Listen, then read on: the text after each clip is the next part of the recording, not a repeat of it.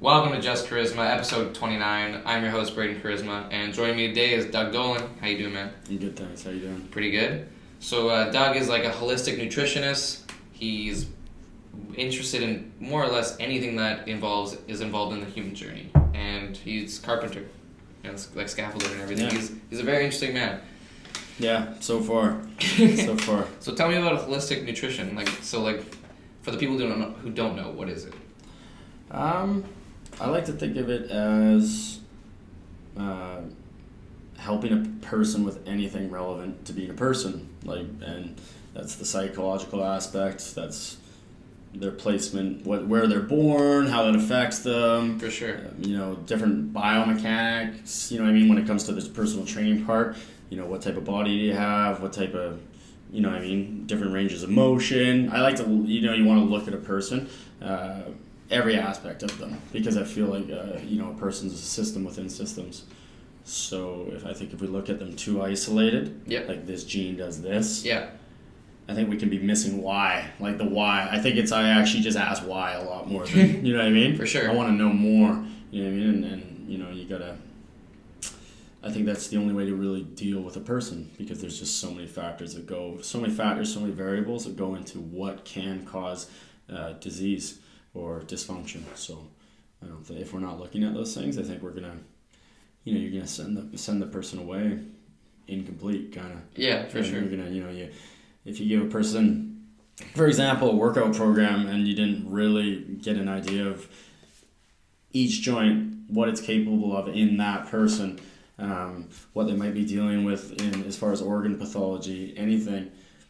You're kind of setting them up for failure, and in some cases, it's actually a little bit dangerous. Right. We have a lot of responsibility when it comes to helping people, and the human, the way you teach somebody to move can really affect a lot more things in a human's life. So, I think it's important to, you don't want to be too serious, but at the same time, it's kind of a big deal. It's a big deal, and right? they're trusting you, right? You're the authority figure in that situation. So for sure. So if you want to continue your education, keep going, right? Like at the very least, don't let your mistake be based on not trying. For sure, right? Just keep staying. You don't want to stay too ignorant when it comes to the human.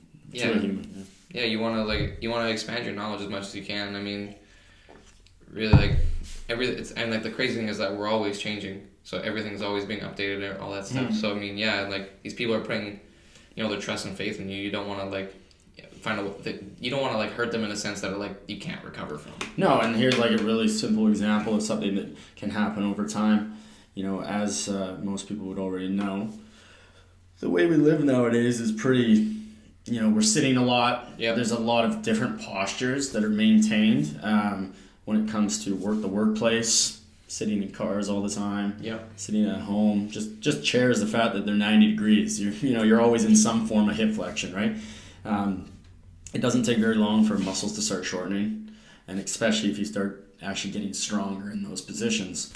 So one example is even just doing crunches on the floor. Technically, that's a shortened range of motion. Yeah. In comparison to going over top of maybe like a Swiss ball. Right. If you're over top of a Swiss ball, you kind of elongated that muscle, and now you're going through the full range of motion, contraction, and then obviously the eccentric part of it. If you're doing the opposite and you're doing it on the ground, well, first off, that person very likely already is probably a little bit short in that muscle from the way they sit and just day-to-day life nowadays.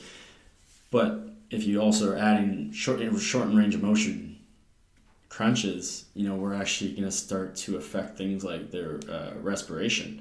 The ability for the diaphragm to kind of contract and pull down and pull air in properly is based kind of on the length of the abdominal muscle. And lots of other factors, obviously. There's a little bit more to it.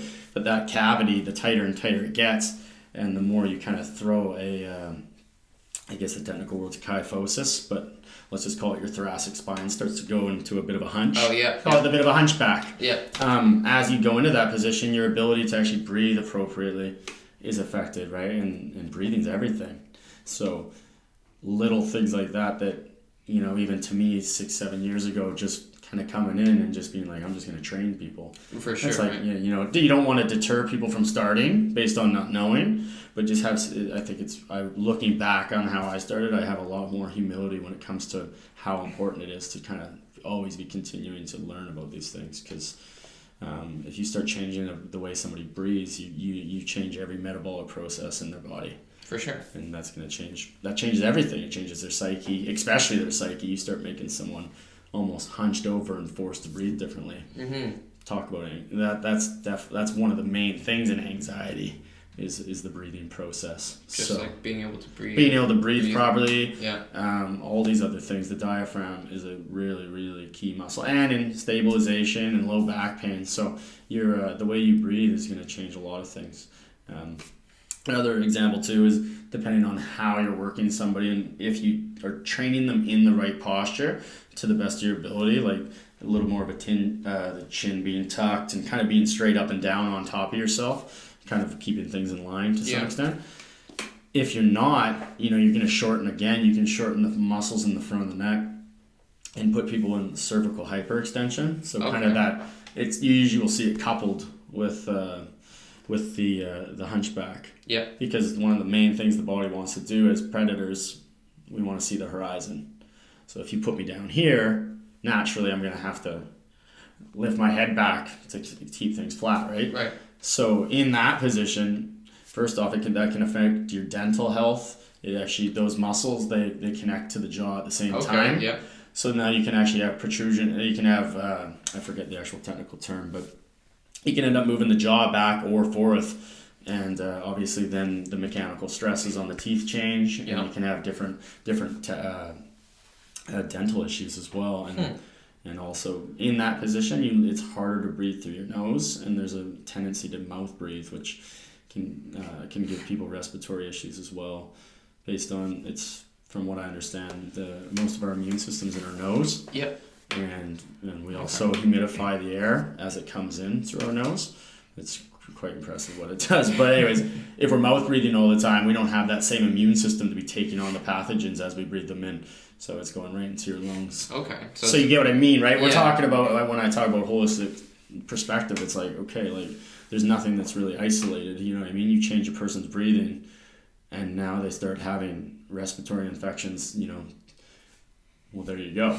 Yeah. Trouble is, most of that, if you don't understand that process, you won't understand how your personal training contributed to that type of thing, right? Okay. So that's cool. Lots to look at. Yeah, no. More than you sometimes even want to look at, but it's cool stuff. For sure, yeah. There's always so many, that's way more components than I even thought about. Like when you think about like nutrition, you're just like, oh, it's just something to do with diet. But it's like, no, it's something to do with like the diet leads to this, and like everything, it's like it's all connected somehow. Like well, absolutely, and we're more sensitive, for example, when our blood sugar fluctuations are going to have a little bit of, they can affect the way our sympathetic nervous system, which is kind of the fight or flight aspect of our nervous system. For sure. And just that alone is going to change the way you have to breathe, right? It's going to up your respiratory rate in some cases. Yeah. People with anxiety too, that's usually it's the symptom of what they're dealing with, is they have kind of a hyperactive sympathetic nervous system or high sympathetic tone. So that changes the way you breathe, and the more you hyperventilate, the more chance you're going to have to get in some of these funky breathing patterns. Right? If you're breathing heavy, in a lot of cases your nose won't do. Yes, so you lean towards the mouth breathing. In the mouth breathing, one of the first things they did a study with, they used chimpanzees, and they just blocked their nose. Okay. And they almost instantly went into cervical hyperextension. And because there's a group of muscles in your neck and stuff that kind of help open up the air passage, and they work best. It gives you, from what I understand, the best, the most air you can get is in that position. It opens up the airway. Okay. So there you go, right? We're talking about, and that's where the body and the mind are obviously going to be interacting, is a person's psychology affects the breathing, and then those things can maintain themselves based on, now you've slowly hunched over. Yeah. And obviously the muscles adapting to that new length, it can make it very hard to get to a type of breathing that can actually bring you ease.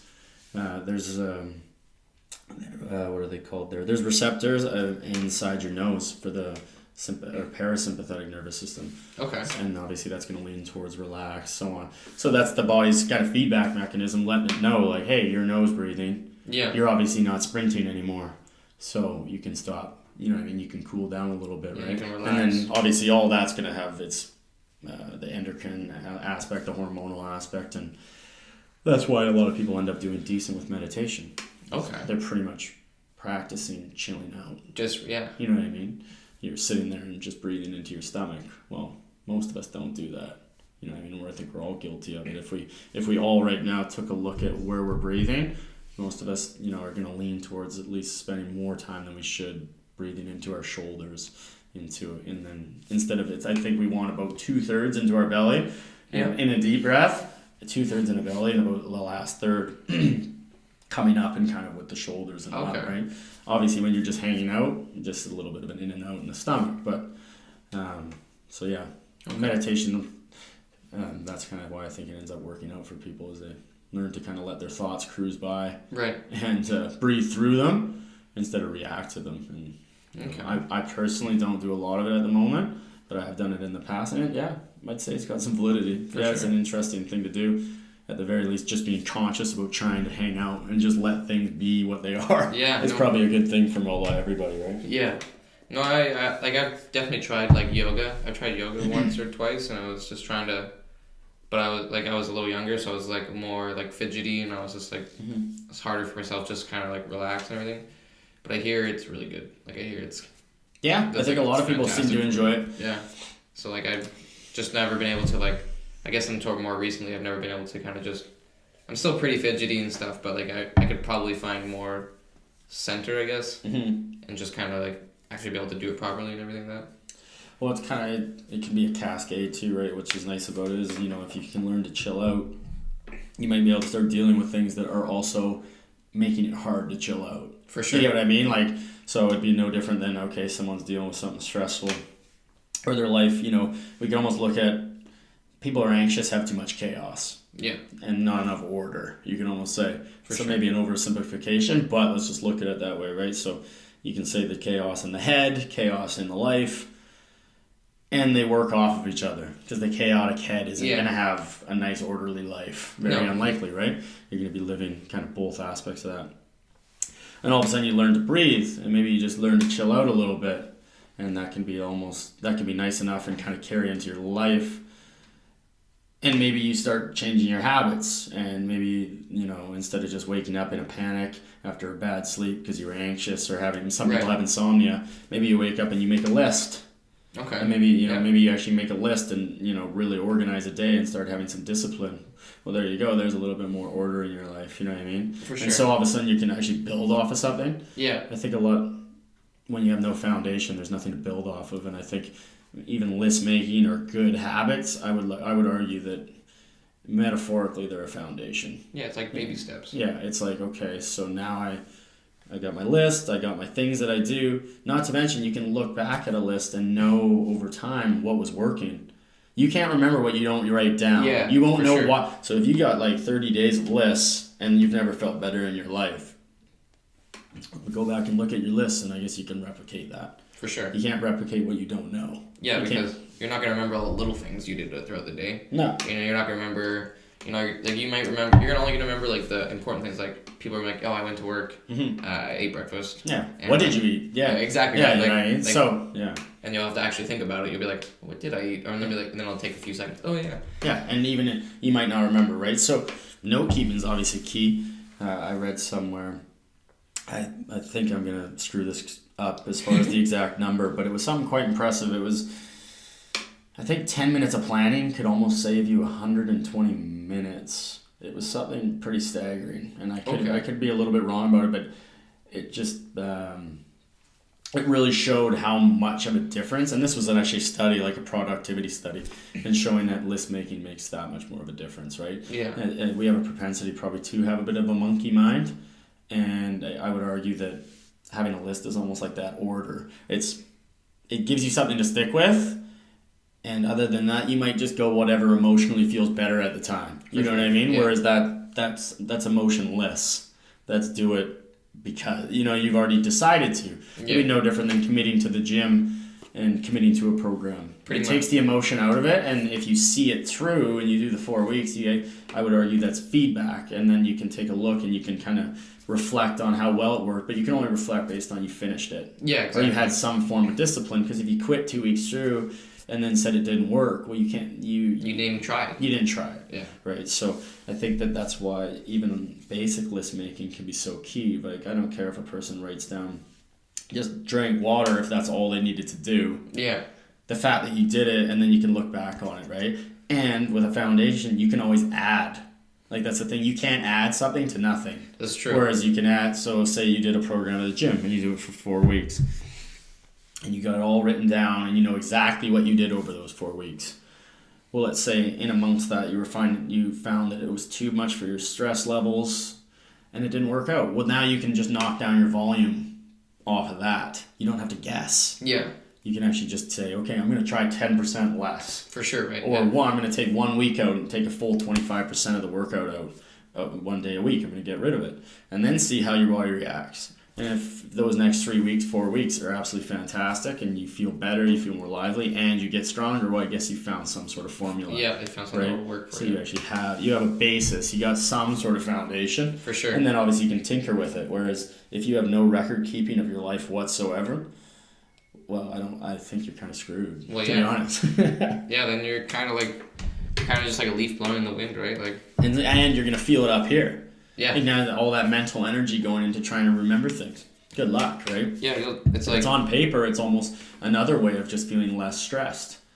Yeah. Because your day's planned out for you. You can go to your iPhone if you got a planner on there. You can go to your list.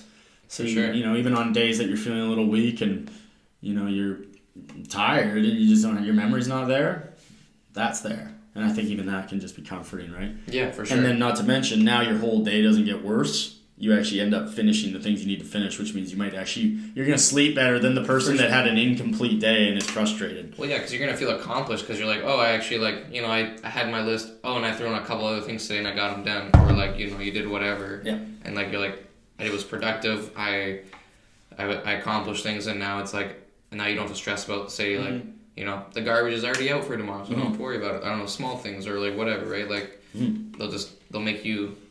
You can appreciate the little things, so you'll be happier. So then it'll probably affect you in a better way, right? Better's better. Exactly, right? Better's always better. If you look at yourself, and I looked at myself in this way, it's most of us are just terrible at using our time. Oh yeah, our time management is absolute garbage. Garbage. If you look at the people that are really successful in this world, obviously depending on what you consider successful, that's subjective. Everyone's allowed to have their own opinion on what wealth is or what success is. But absolutely. If you look at the people that just sheerly, let's just say numbers, are very, very wealthy, they know how to use time. Yeah. And if they don't have the time, they know how to hire people to go do things and help them make more time. Yeah. So I'm sure if most of us looked at our days and looked at our hours, we'd probably be a little bit disappointed with how much we waste. Oh, yeah. And unfortunately, depending on what stage you're at, you still might you might blame the world for not having enough time. It's actually, it says right here you got 4 hours a day, even with an 8-hour sleep. And I've done that for myself. I've broken down a week before, broke down a day. Yeah. And I try and utilize that information, but it's it's pretty surprising. Even, I've done it, even if you sleep 9 hours, if you're pretty disciplined and you work off a list, you can actually get quite a bit done and still have a decent amount of free time. I believe it. Yeah, and it's because, and that's the thing about it, the fact that it's non-emotional, right? The emotional brain, it kind of wants to do this and it wants to do this. If paper is paper's a law. It just is. Yeah. It just is, right? Yeah. Now there's always the in-betweens, and then there's the chaos that comes out of nowhere. Life has variables. Life has, its odd little tragedy, right? And then that screws you over a little bit. But I think people, when you think of stress, I like to think of stress or the human capacity to be healthy. I like to think about it as like a water barrel or a barrel. As it fills up, it's filling up with all different aspects, the psychological stress, the chemical stress, the lack of sleep stress, whatever you want to call it. People that are always managing things are obviously just going to be able to take on more before everything bursts and there's all that fallout, right? Mm-hmm. So, 5 days a week, you're spot on. and then you have a little mistake, it's so much different than the person that was chaos all week.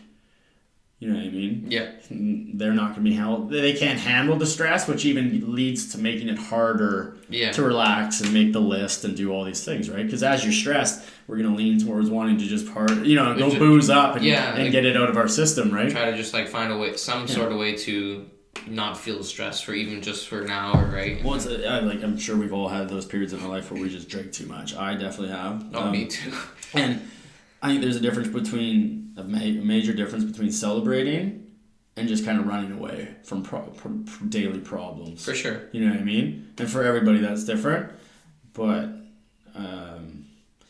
I think that if you're doing all the wrong things during the week, or compare relative to what you'd rather be doing. Right. So expectation based wrong. What's wrong for some people isn't wrong for others. Exactly. But if your image of what you want to be and your image of and what you're doing, the gap between that, it only can be filled with things like shame and guilt. You know what I mean? Or disappointment to some extent. Like, I should be doing this, but I'm doing this. Yeah. Why? And then you just feel bad. And unfortunately, the thing, obviously, if you want to think of things in a cyclical manner, it's like, okay, you're doing all the wrong things in regards to it's not goal affirmative for you. For sure. And now you're gonna definitely want to run away on the weekend and go do something to get out of that space. Trouble is we all know that when we wake up a little broker, no smarter than we were the morning before. Pretty much. Doesn't speed up the process. Because now it's Monday morning back to maybe the job that you don't want to be at, or at least you feel victimized in because you haven't got a raise or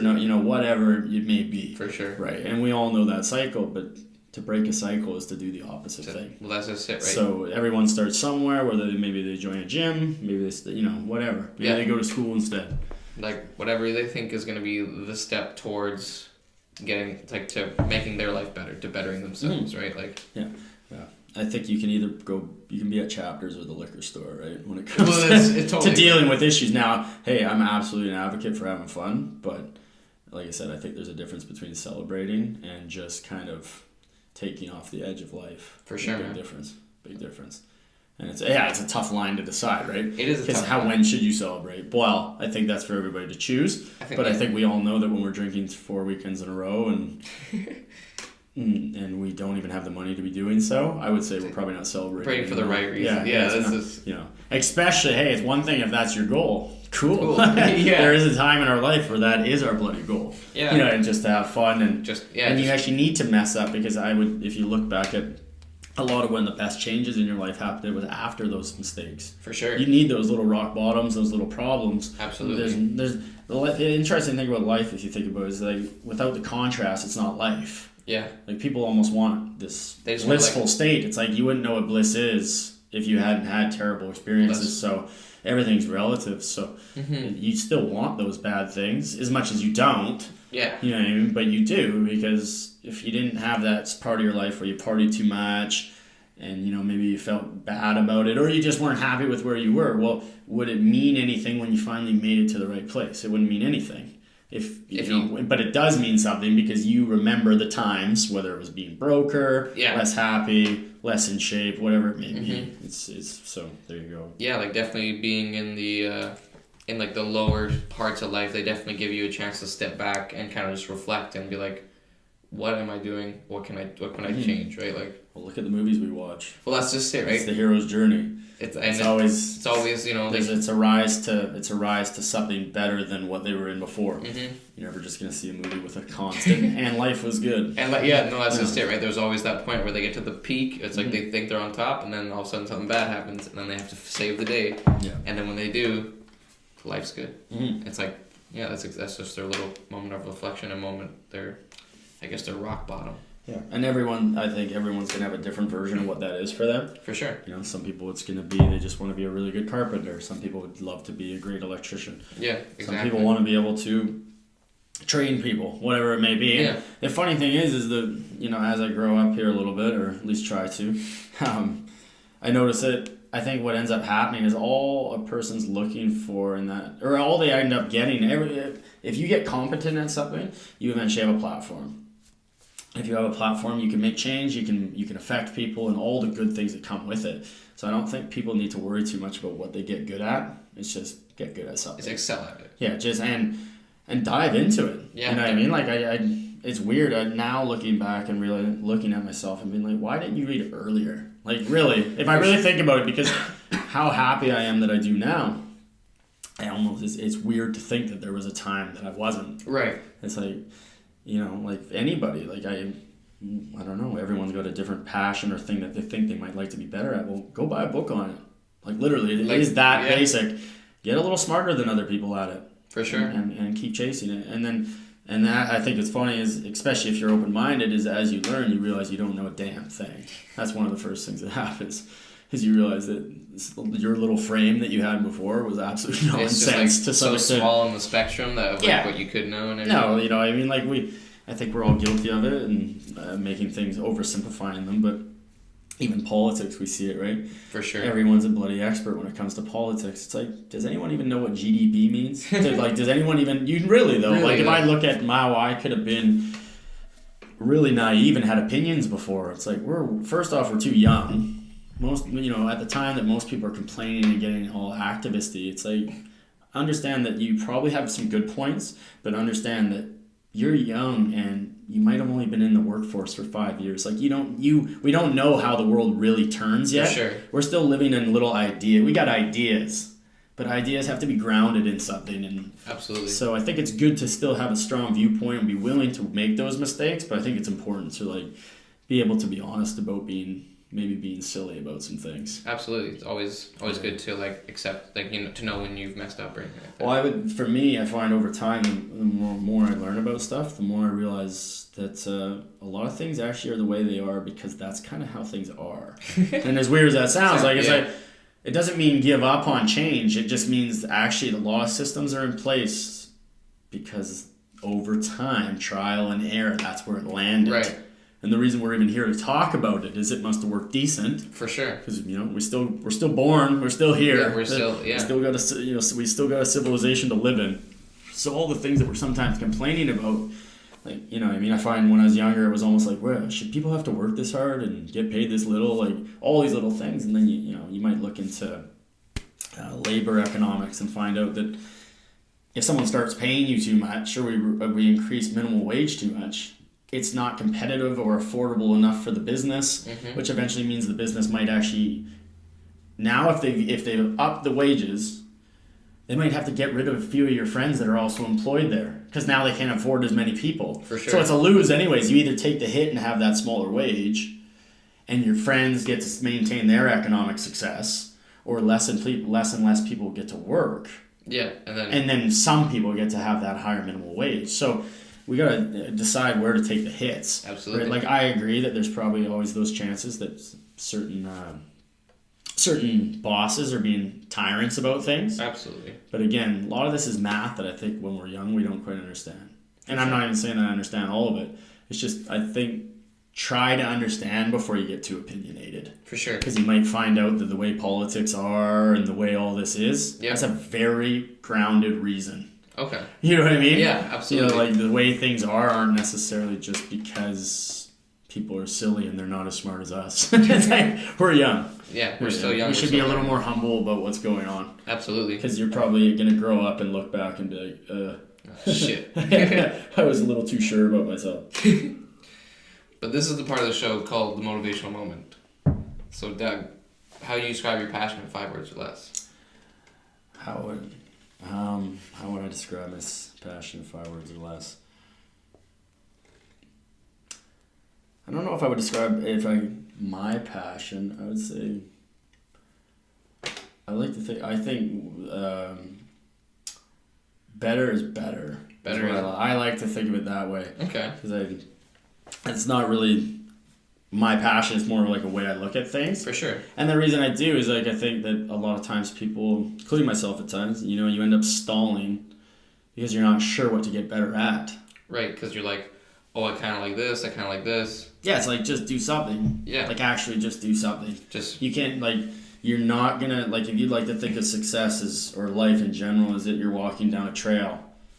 Or you're going to, there's multiple trails, but movement's movement. You're not going to find out it's the wrong trail until you start walking down it and That's finding out that there's no bloody, there's trees in the bloody way. I can't go this way. Yeah. I'd like to think of it that way. It's that if you hang around waiting for circumstances to make sense, it's going to be forever. Yeah, because it never makes sense.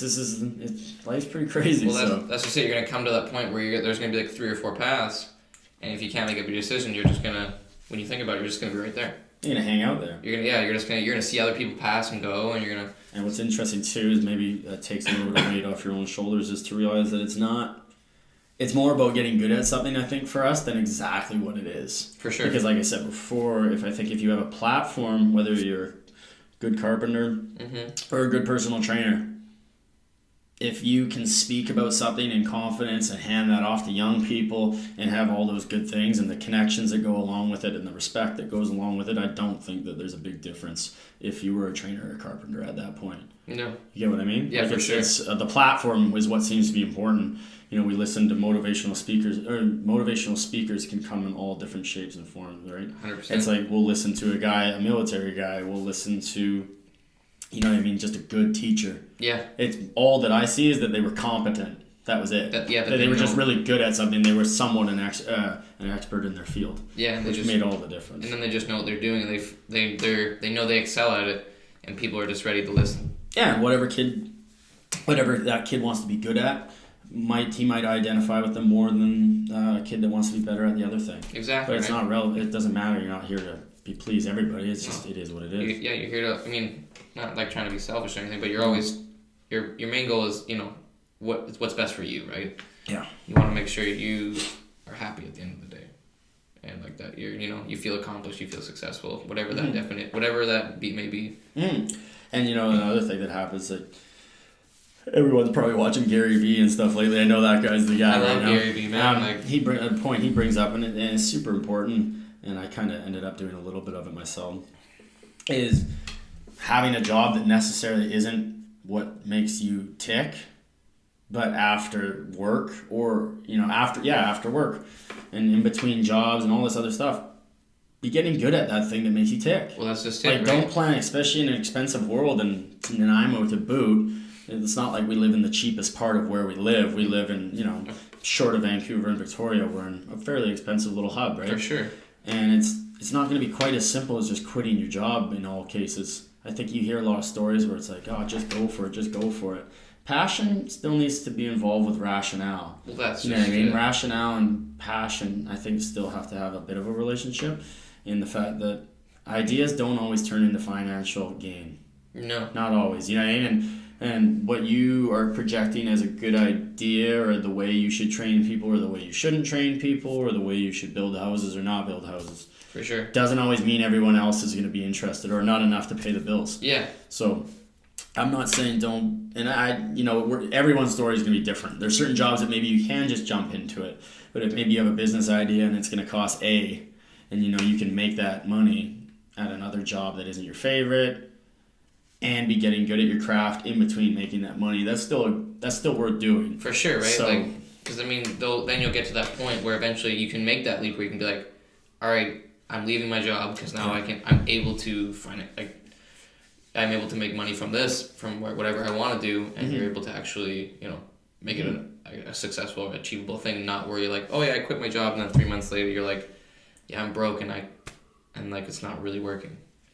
No, and I think sometimes that if you do it incrementally, you can, for myself, like me and a friend opened up a gym in Victoria, and we went away for 2 years before we started it. Okay. Saved up a good dose of money, and ended up opening it down in Victoria. So it was good in a lot of ways. Absolutely beautiful gym. Loved the gym. It was the life for me. But it didn't work out perfectly. Of course. Yeah, and I spent the last year here just paying off, cleaning up the last bit of the debt, and kind of that's why I'm home now and starting over again to some extent.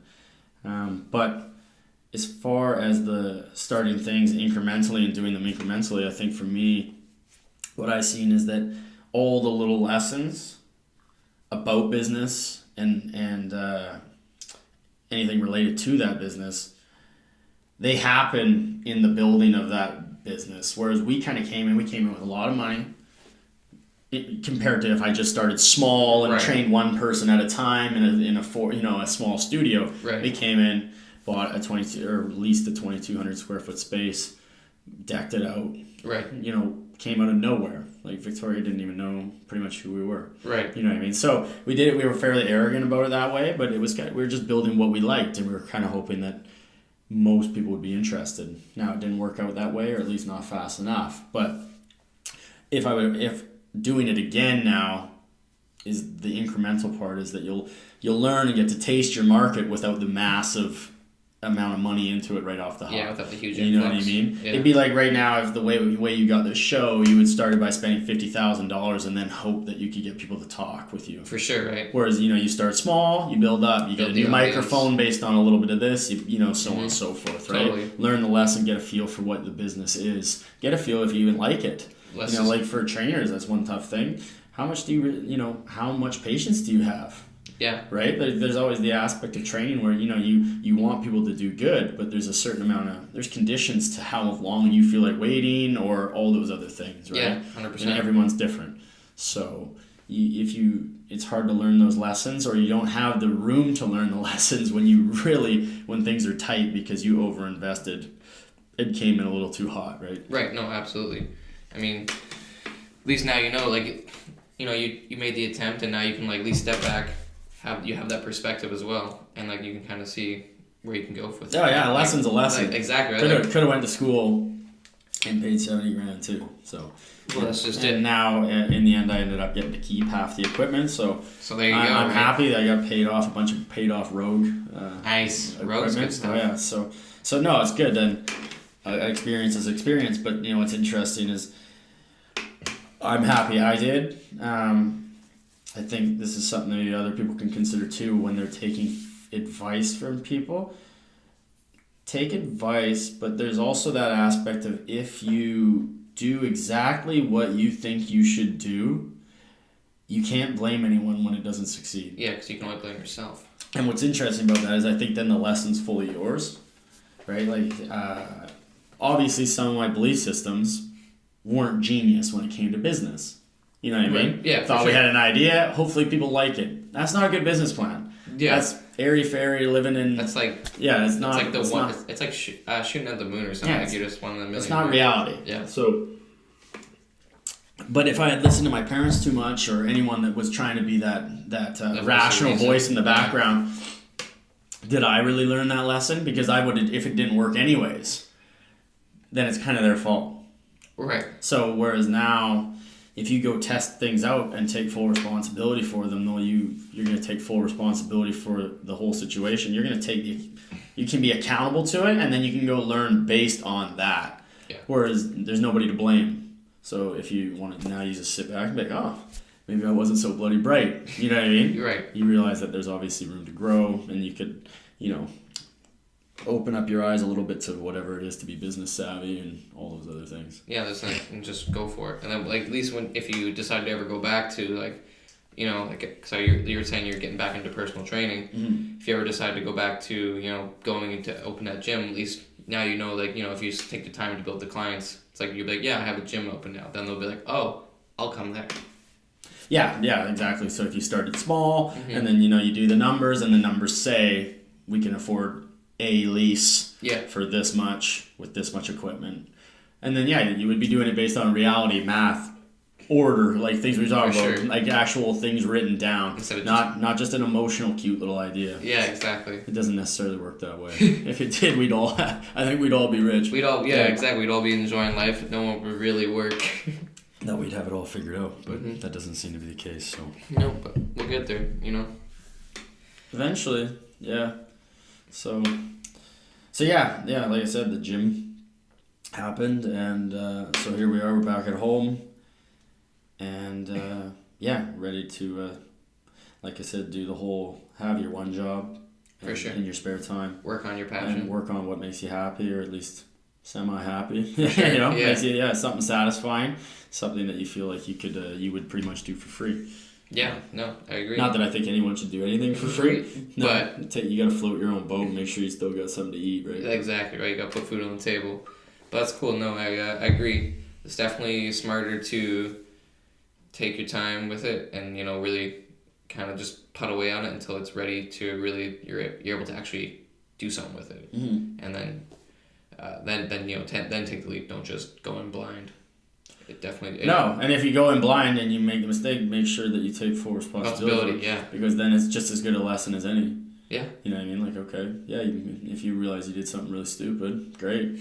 If you're not blaming anybody, great. Still good. You know, you're either winning or you're learning, so it's not... I don't really see any issue in it. It's a win-win scenario, right? Yeah.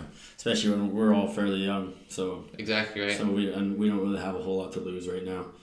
I think one thing that helped me out a little bit, obviously my family's, you know, fairly supportive, had a lot of good people in my life, but aside from that, it's like, you know what, at a young age, it's really, really, really tempting to have all the fancy things. For sure. You know what I mean? There's room, the lenders are happy to give us shit that we can't even bloody afford. Yep. So I did my best to let my goals be what I was spending my money on. Yeah. As best you can. Yeah. I mean, don't get me wrong. You definitely got to, you know, treat yourself every once in a while. But I don't mean go buy like a $50,000 car you can't afford. No, and I'd like to think of things like it's not what you're driving, who's driving it. Yeah. Like it's you know, it's not what. Yeah, it's not what. It's how. You know what I mean? It's if inside your life's turmoil, but you're in a fancy car, does that make up for it? Yeah, really. You know? And not even for it's just for yourself. Like if Yeah. you don't feel good, you don't feel good. You know what I mean? So within reason, like I'm not saying that a car can't be awesome or beautiful vehicle. Everyone likes it. They're great. Yeah. I'd just as soon have them as well right now. But if it's going to tie you down in a fashion that's not going to let you get to where you hope to get, it's not going to fill your tank enough to get over the fact that you didn't go where you wanted to go. Yeah, pretty You know, much. if at the end of the day you end up with a nice vehicle, but you're somewhere that you really don't believe you should be or wouldn't want it to be, it's not enough. No. You know, because I'm sure everyone's had some nice thing, and within a few days it's nothing special. Yeah. That's the human condition. We're always it's on to the next thing. Yeah, you know, I just bought a bike recently. Love the bike, but the purchase and the excitement and the rush is gone. You know, you'll enjoy it now, but just when you're doing that math, realize that 20 grand can go other places. For sure. So you should have that balance. Yeah, you want to satisfy your short-term needs, but don't let your short-term needs get in the way of your long-term goals or ideas. 100%. Because life is fairly short, and all of a sudden, you'll have some fancy stuff, but you'll be stuck. You'll be pinned down at a job and I really think that no one likes to be, but I know as a guy that really is not a good feeling. Feeling like you're locked in and you have no power. You have absolutely zero power. Yeah. Your boss tells you to jump, how high. Yeah, 100%. And it's not like you don't want to listen to your boss in general, but you get what I mean, right? It's a very imbalanced situation. It's no different than if every paycheck's going 100% to debt, especially debt that you don't even get to feel the fun of anymore. Yeah. Like it's already long gone. You just partied away the money and now you're still going to work. That's gone. Yeah, all the good stuff's gone, but now you're still there taking that hit. So, and that's a lesson that we all learn. Yeah. Young people especially, right? Where we do all these fun things and then we realize maybe the hangover's not worth it, or maybe the trip we can't afford isn't worth it. Yeah, definitely. You definitely got to put some life into perspective and, budget and all that jazz. So. I think that's the only difference between people that end up doing really well and people that don't. For sure. Obviously, there's certain variables and a little bit of luck involved, but people that can hold back some of their short-term desires and for long-term ones. Yeah, for That's sure. it. Yeah. That's it.